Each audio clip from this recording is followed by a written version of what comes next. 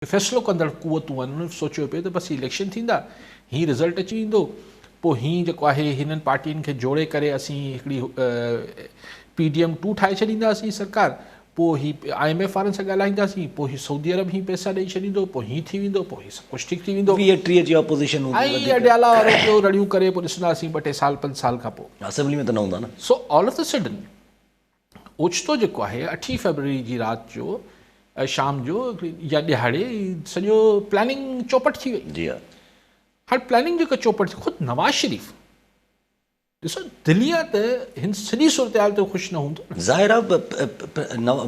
मुल्क को नवाज़ दो पाकिस्तान को नवाज़ दो उन ते बि पाण तफ़सील सां वीचार अञा बि वंढियूं था उन ॻाल्हि ते नवाज़ शरीफ़ सां छा जुट थी आहे लेकिन सो हीउ सॼो जेको मुल्की मंज़रनामो आहे हिन में हू जेको प्लानिंग हुई ऐं जेको हींअर टॉप प्रायोरिटी ते शइ हुजणु खपे यानी असांजी मईशत यस त वरी हिकिड़ी हुन में अची वई आहे। अच्छा हाणे हिन सॼी सूरत खे ऑर्डर केरु थो आणे सघे असांजे मुल्क में जॾहिं क्लास असांजे जेको सियासतदाननि जे क्लासरूम में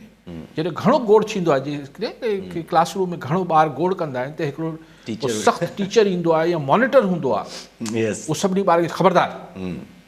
ठीकु थी वञो त असांजे मुल्क में जॾहिं इहो शोर इंतिशार या हिकिड़ी वॾी गोड़ घमसान थींदो आहे त मॉनिटर केरु हूंदो आहे जेको बसि कयो हूंदी आहे असांजी इस्टेब्लिशमेंट। सो इस्टेब्लिशमेंट हींअर छा ख़बरदारी वारो किथे नोटिस ॾिए पई जेतोणीकि चयो आहे MQM चए थी त एस्टेब्लिशमेंट जब बोलना शुरू करेगी तो सब भाग जाएंगे। ठीक है जब बोलना शुरू करेगी तो बिल्कुल भाग जाएंगे या नहीं भागेंगे जो भी होगा लेकिन सरे दस्त 8 फरवरी का पोइ जेको बि प्लान हो उहो प्लान त चौपट थियो आहे ऐं प्लान बी नज़र न पियो अचे। हीअ हाणे जेका थिए पई MQM त ॾिसो न MQM त ज़ाहिर आहे त मोस्ट बेनिफिशियल हींअर जेका तंज़ीम आहे मुशर्रफ दौर में बि मोस्ट बेनिफिशियल हुई। क्यू लीग त ईअं वक़्ती ठही हुई न असल तंज़ीम जेका बेनिफिशियल हुई मुशर्रफ दौर में उहा MQM हुई। हींअर बि ऐं हू अकेली हिकिड़े पासे बीठी बाक़ी सियासी पार्टियूं ॿिए पासे बीठी हुयूं। हींअर बि MQM ऐं पीपल्स पार्टी बेनिफिशियल आहिनि वधि में वधि फ़ाइदो हिननि खे मिलियो आहे पर पीपल्स पार्टी ज़ाहिर ईअं ओपनली इस्टेब्लिशमेंट जी हिमायत में बयान ऐं मौक़ुफ़ नथी रखी सघे स्पेशली बिलावल भुट्टो ज़रदारी कॾहिं बि इहो न कंदो। MQM ओपनली चए पई त यार ही वॾो रियासत सां गॾु बीठा आहियूं ख़बरदार जो इस्टेब्लिशमेंट जे ख़िलाफ़ु कंहिं ॻाल्हायो आहे त हाणे जिन खे ख़बरदार करे पई MQM उहो त मुख़्तलिफ़ धुरियूं आहिनि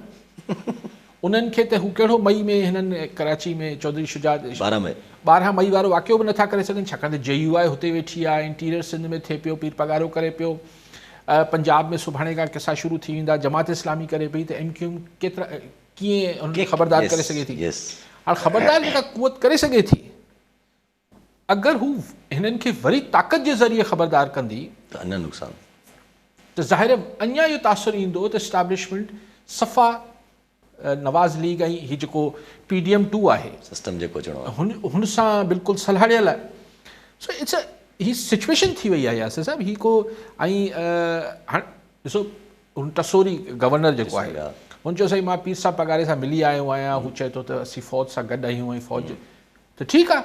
मुंहिंजे ख़ाली पीर साहब पगारे जो मौक़ुफ़ बि इहो ई जेको हुन चयो बि त असीं फ़ौज सां गॾु आहियूं मुंहिंजो वालिद बि फ़ौज सां गॾु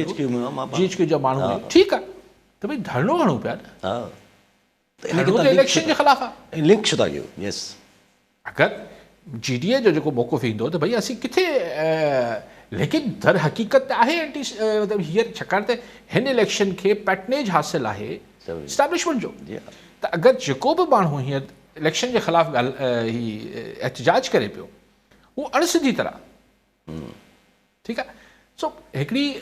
ॾुखी सूरत आहे ॾिसूं त हाणे हिन में हिन सॼी सूरत खे डिफ्यूज़ कीअं थो कयो वञे।